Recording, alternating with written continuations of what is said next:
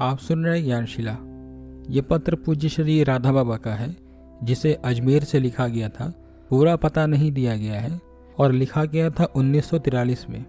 इसके पत्र संख्या 39 है, जिसमें तुलसी पूजन के संबंध में बाबा जी ने श्री मोहनलाल जी को लिखा है। बाबा लिखते हैं कि प्रिय मोहनलाल जी, तुलसी पूजन के संबंध में आपने लिखा कि श्री राधा रानी ने जो तुलसी का अनुष्ठान किया था, जिसमें दूध, ईख का रस एवं आम्र रस चढ़ाया था, वैसे ही मैं भी उसी विधि विधान से पूजन करना चाहता हूँ। सो मेरी दृष्टि में आपको ऐसा नहीं करना चाहिए, क्योंकि व्यवहारिक दृष्टि से ऐसा देखा जाता है कि जिस तुलसी में ये वस्तुएं सिंचित की जाती है यानी डाली जाती हैं, वह तुलसी सूख जाती है। आपने पुष्कर में ऐसा किया भी था और तुलसी जी तत्काल ही सूख गई थी। श्री राधा रानी ने जो तुलसी का अनुष्ठान किया था, वे तुलसी जी चिन्मय थी। उन्होंने प्रकट होकर समग्र सामग्री स्वीकार की थी। श्री राधा रानी के तो स्पर्श मात्र से ही दूध, ईख का रस एवं आम्र रस सभी चिन्मय हो गए थे। वे तो राधा रानी के समान उनका स्वरूप ही बन गए थे। जिस गाय का श्री राधा रानी ने प्रयोग किया था, उसके दूध का, और जिस आम्र वृक्ष के वे आम्र फल थे एवं ईख पौधे का रस निकाला गया था, वे सब आज के जैसे अधम योनि के प्राणी नहीं थे। वे तो बड़ी बड़ी ऋषि, महर्षि एवं मुनिगण ही थे। वे ऋषिगण अपने अनिर्वचनीय एवं पूर्ण प्रभाव से रानी की सेवा के उपकरण बने होंगे। अतः वह राधा रानी की पूजा और हम प्राकृत देहधारियों की पूजा में कदापि साम्य नहीं हो सकता, यानी कि बराबरी नहीं हो सकती। ये सत्य है कि उनका अनुगमन करके, उनका आदर्श रखकर हम परमार्थ पथ में आगे बढ़ सकते हैं, परंतु आजकल तो पवित्र दूध मिलना भी कठिन है। गायों को कृत्रिम भोजन दिया जाता है। पवित्र आम्रफल भी मिलने कठिन ही हैं। ईख में भी न जाने कैसी अपवित्र खाद दी जाती है।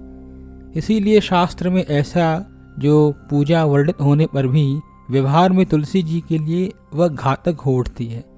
आपने जिस तुलसी को पुष्कर में सींचा था, उसके लिए माली का कथन है कि वह अब हरी हो ही नहीं सकती। अतः मेरी यही राय है कि आपको प्रतिदिन गंगा जल, यमुना जल अथवा तीर्थ जल से तुलसी जी सींचनी चाहिए। मेरा ऐसा आग्रह नहीं है कि आप अनुष्ठान को छोड़ दें, किंतु इस विषय में यदि मेरी बात आपको युक्ति संगत अनुभव नहीं हो, तो वृंदावन के किसी बड़े महात्मा से आपको राय कर लेनी चाहिए। भाई, मेरी बातों का किसी पर असर तो होता नहीं। इसका कारण मेरी ही निष्ठा में कच्चाई है, यानी कि मेरी ही निष्ठा कमजोर है। जिस किसी को भी जब यह लिखता हूँ कि सब चिंतन छोड़कर प्रिया प्रीतम चिंतन करो, तो कोई भी मेरी बात मानता ही नहीं है। प्रायः सभी के यही पत्र आते हैं कि मन चंचल है, लगता नहीं, साधन होता नहीं। अतः यही स्फुरणा होती है कि अपनी त्रुटि ही दूर की जाए। इसके बिना न तो सच्चा लाभ होगा मुझे, न ही मैं दूसरों के लिए भी मंगलकारी हो सकूंगा। मुझे तो आपसे यही निवेदन करना है कि प्रत्येक 5 मिनट में, फिर 3-3 मिनट में प्रभु से एक बार अंतर हृदय से विनय करें कि चरणों में शाश्वत स्थान दो। मुझे तो यही साधन सर्वोत्तम अनुभव में आया है। यदि आपको रूखा लगे तो आप अन्य कोई रसिक महात्मा से रसीला साधन पूछ लीजिए। कुछ भी हो, चलना तो आपको पड़ेगा, तभी पथ पार होगा।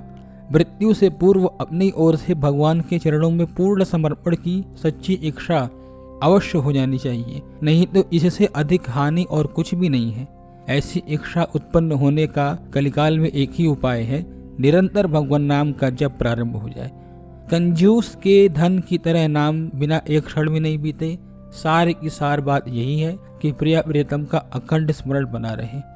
धन्यवाद।